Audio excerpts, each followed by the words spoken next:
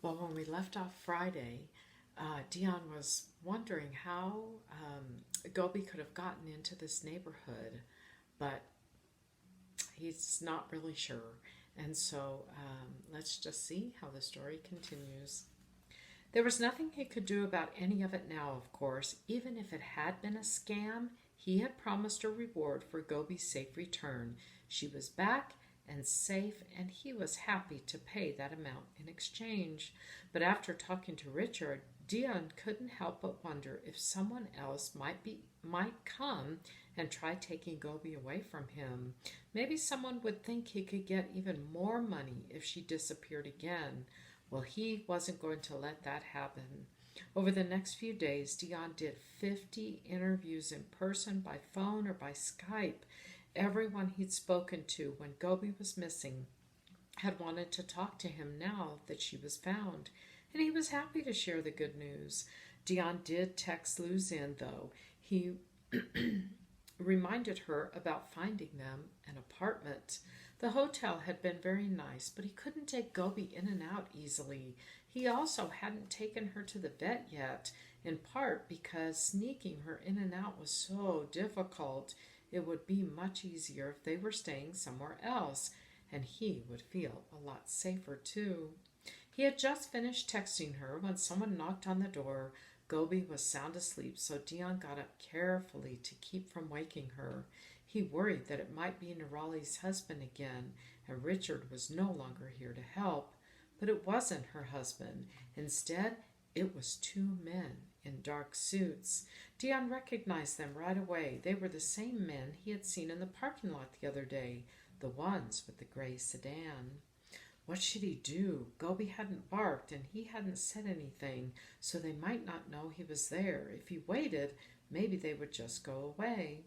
Dion decided to try that. He stepped away from the door as quietly as he could. They knocked again. It wasn't a loud knock or an angry one, but it was solid. If he'd been asleep, that knock would have woken him up. He was just glad that it hadn't woken Gobi. Maybe the men weren't here to hurt him or Gobi, Dion thought. Maybe the government had sent them to make sure he was okay, or maybe they were here for some other reason. But what? On the other hand, they might be here to demand money, or to kidnap Gobi, or to just kick him out of the hotel, though he thought the manager would have done that himself. Whatever their purpose, Dion didn't want to find out, so he stood there, not moving, not daring to make a sound. A minute went by. Nothing. No more knocks. Then another minute. Then another. After 5 minutes, Dion tiptoed back over to the door and looked through the peephole. The hall was empty. The men had gone. Dion could barely breathe. He texted Luzin again immediately. "Please get us out of here," he pleaded. It was definitely time to go. And so here are some pictures of Gobi and Dion Leonard. This is Gobi in Dion's arms, soaking up the sun in the desert. Isn't she the cutest little dog ever?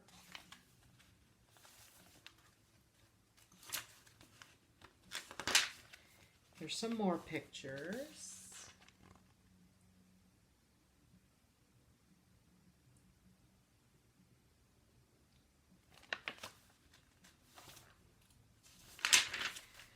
And some more.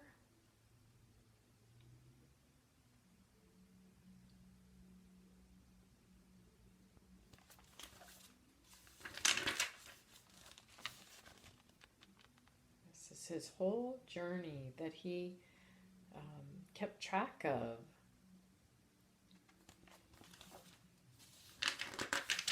And here's this cute little dog in a sweater. Isn't she adorable? Dion wanted to just take Gobi straight to Beijing and get out of the country or out of the city completely, but they still needed to see the vet and get medical approval. Once they had that, Kiki could get Gobi permission to fly. With any luck, they would be here only a few more days. Fortunately, Luzin was able to find Dion and Gobi an apartment that same day. Dion managed to get Gobi out of the hotel without a problem. He simply took her down to the parking lot one last time and handed her over to Lu Zin. Then he went back upstairs, checking out, and left through the front. Lu Zin and Gobi were waiting in Lu Zin's car outside. They drove to the new apartment. It wasn't fancy at all, but it was clean. There were plenty of shops and restaurants nearby, and the streets were busy, but not too crowded. It was perfect. After Lu Zin left, Dion locked the door. Then he glanced down at Gobi. "It's quite the adventure we've got ourselves into, isn't it, Gobi?" he said as he ruffled her fur. Gobi looked up at the tall man. This new place smelled a little like cleaners. It was okay, though. She had liked the room they had just left, but she hadn't liked being cooped up all the time.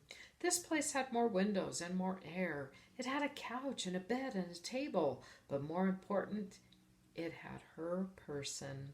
As long as he was with her, she was fine. She stared up at him for a second, then she sniffed his feet. Next, she trotted over to the couch. Jumping up on it, she turned around a few times and made it more comfortable. Satisfied, she flopped down and curled up to take a nap.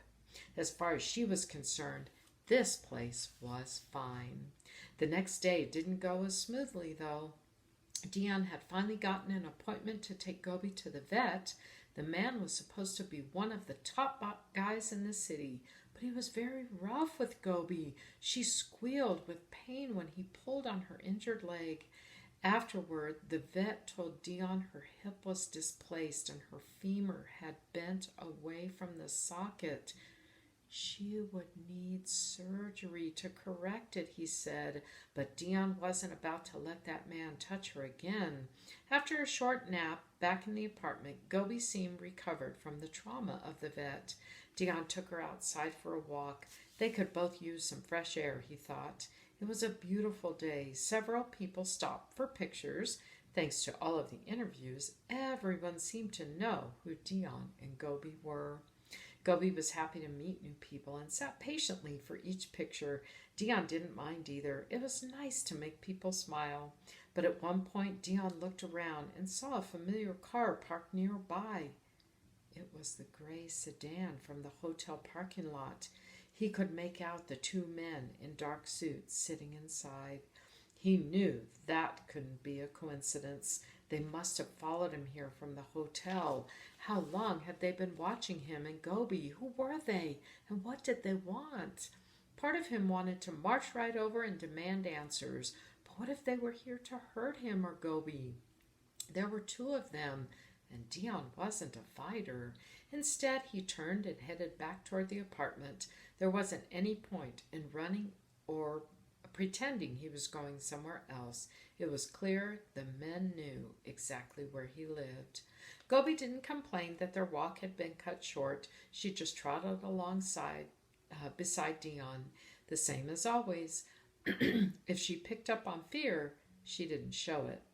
As Dion was closing the apartment door behind him, the phone rang. He jumped. Was it the men from the gray sedan?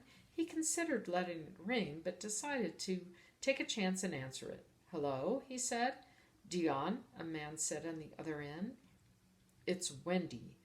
It took a second to realize who she was. Then she remembered. Wendy was an international freelance journalist living in Hong Kong and who had contacted Lu Zin. They had spoken once or twice. "Hey, hi, are you okay? You sound odd." No, maybe. There are these guys following me." He told Wendy about the men in the dark suits. "That's actually why I'm calling. It's not just the guys in the car." She didn't sound surprised at all. "You've got some pretty big people watching this, Dion." Dion frowned. "What do you mean?" he asked. He was still trying to figure out why Wendy didn't sound more concerned. "Just that. You've got to be careful what you say." She lowered her voice like she didn't want anyone to overhear. "I've spoken to some colleagues and they've heard that there are some local government advisors who are watching the story and listening to everything you say. You've got to make sure that anything you say about China is said in a positive way," Wendy warned. Dion sat down on the couch. He closed his eyes and tried to wrap his head around what Wendy had said. You've talked to people about this, he asked after a second. You mean that someone's told you this? Don't worry about how, Dion. I just want to make sure you got the message.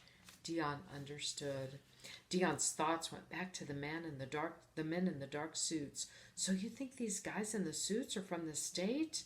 Well, they're not there to steal Gobi, are they? Wendy pointed out. No, Dion realized they weren't. If they had been after Gobi, they would have done it already. They also could have done a better job hiding, he thought. They're here for my protection, he wondered out loud. Kind of. As long as you do the right thing, you'll be fine. Just don't talk to CNN again. CNN? Dion glanced up. How do you know about CNN? He had actually had one interview with them already. They had asked him to do a second one, and he had been trying to arrange a time for that. Wendy didn't explain. She only said, there's bad blood between CNN and the state. Just steer clear, okay? Dion promised he'd be careful. He even remembered to thank Wendy for the warning. Then he hung up and sat there stunned. Was this his life now, he thought? It was more like a bad spy movie. Men following him, other men threatening him, plots to scam money from him. How had all of this happened? But Wendy hadn't sounded panicked. She had told Dion everything would be all right. She had also said that Dion was doing fine so far, and that was a good thing. Dion did cancel his plans for a second CNN interview, and just to be sure, he turned down several other requests for overseas interviews. He even told Lu Xin that he didn't want to talk to any Chinese media either. It was better to play it safe, he decided. He didn't want to risk saying the wrong thing to any of them and losing Gobi forever. She had been sitting beside him throughout the phone calls. Now she whined and licked his face. Then she hopped into his lap and curled up there. Don't worry, Dion assured the little dog softly as he petted her. Yes, it's all a bit nuts, but you're worth it. Well, we are going to see what happens with Dion Leonard and this sweet little dog, Gobi. Bye for now. See you tomorrow.